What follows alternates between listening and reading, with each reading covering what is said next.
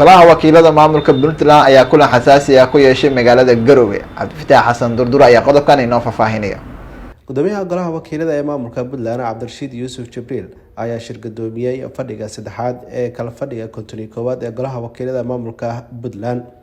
Ka hor intuusan kulanka furmin ayaa mudanayaasha baarlamaanka waxaa loo qaybiyay ajandayaasha rasmiga ah ee kala fadhiga 11-aad si waafaqsan qodobka 42 farqadiisa afraad ee xeeroosaadka golaha wakiilada ee maamulkaasi, iyadoo ay soo diyaariyeen shirgadoonka golaha wakiilada ee Puntland. kalfadhigan furitaankiisii wuxuu dhacay 25 bishii Oktoobar 2022. sidoo kale wuxuu ansixiyay ajandaha rasmiga ee ku shaqeyn doono warbixinta guddiga joogtada ee golaha wakiilada. warbixintaas oo taabanaysa muddadii uu goluhu fasaxa ku jiray waxqabadkii guddiga joogtada.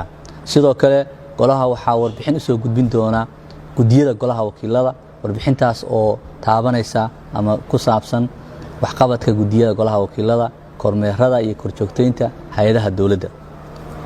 xeerarka ay xukuumaddu usoo gudbisay ama usoo gudbiso ama kuwa goluhu curiyo ajandaha uu ka mid yahay.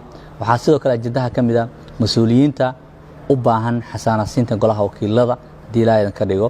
qodobka 7aad soo bandhigidda warbixinta guddiga qiimeynta la xisaabtanka xukuumadda. hor imaanshaha golaha wakiilada ee wasaaradda arrimaha gudaha federaalka dimuqraadiyadda dowladda Puntland si wax looga weydiiyo arrimaha soodimaha cusub ee degmooyinka Puntland si waafaqsan qodobka 64aad farqadiisa 17aad ee dastuurka dowladda Puntland. sidoo kale waxaa ajandaha ka mid ah wax ka beddelka xeerka isgaarsiinta oo goluhu ansixiyay.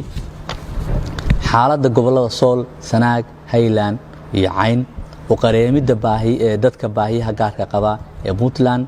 hor imaanshaha golaha wakiilada ee guddiga doorashooyinka ku meel gaarka Puntland si waafaqsan qodobka 64aad farqadiisa 17aad. sidoo kale qodobka u dambeeya oo ajandaha ka mid ah kalfadhigan waxaa ka mid ah ansixinta miisaaniyadda 2023 haddii la yiraahdo.